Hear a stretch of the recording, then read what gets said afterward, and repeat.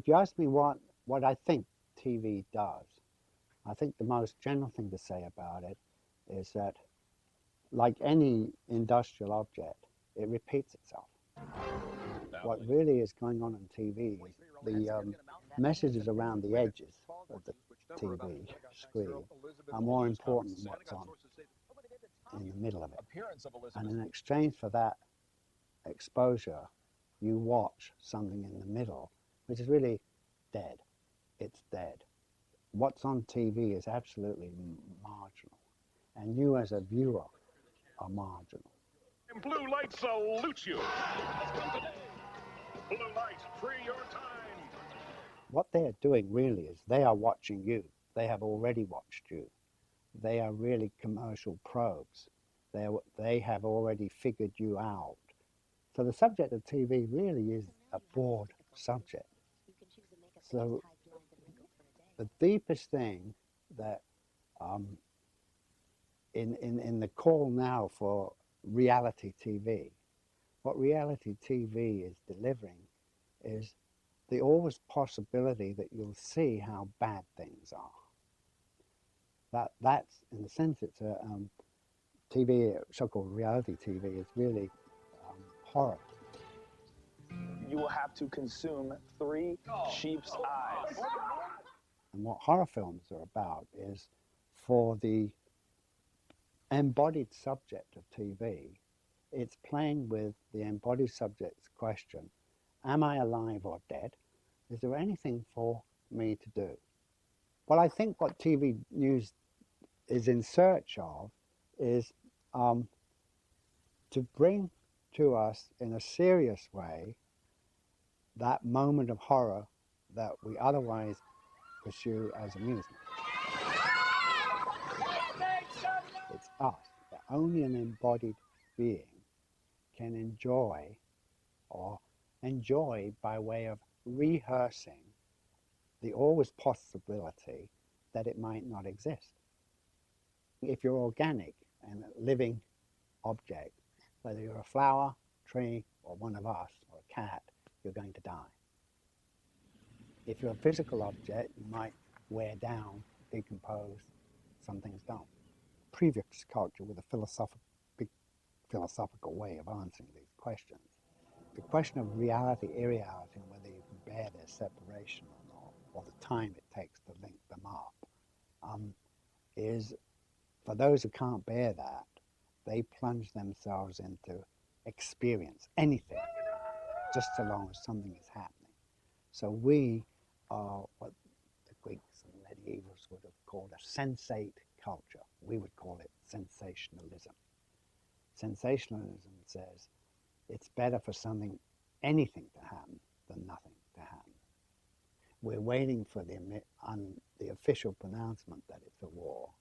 Meantime, the media have to be in place in the same way as the troops have to be in place, and they both have the same problem of filling in the waiting time.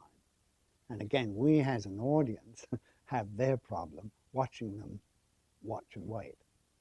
So that kind of hystericizes it. Something can happen, good.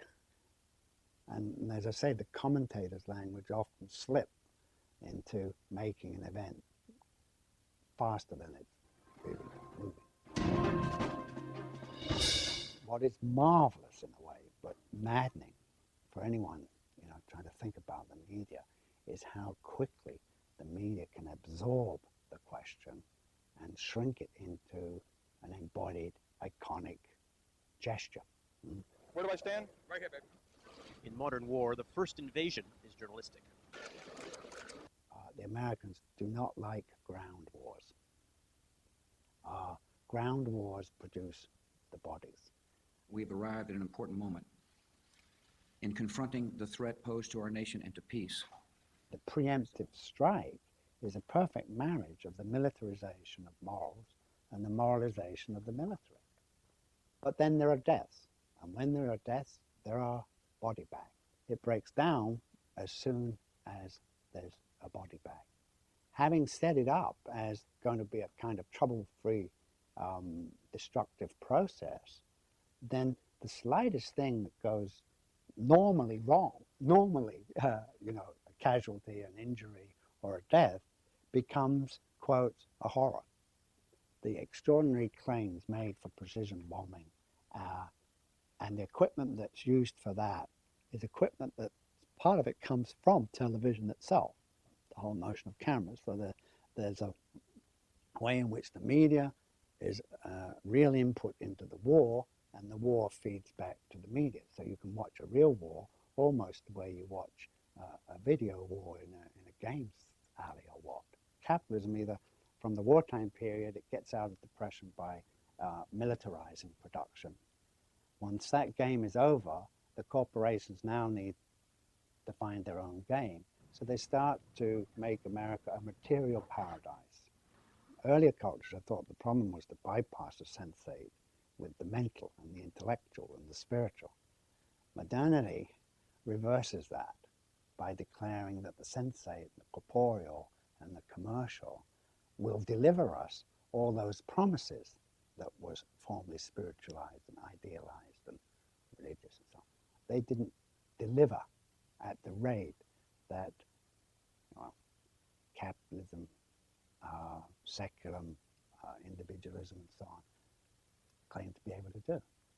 But why would you want to get rid of something that says, we do it all for you? Capitalism presents itself that way as a glorified butler, in a sense. Why are you sitting there, though?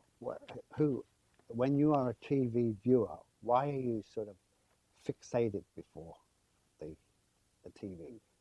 The subject of TV is not what you're watching, but what you are subjected to by watching. So what you're watching for is something that you're afraid to see. You want to see it, but you're afraid to see it.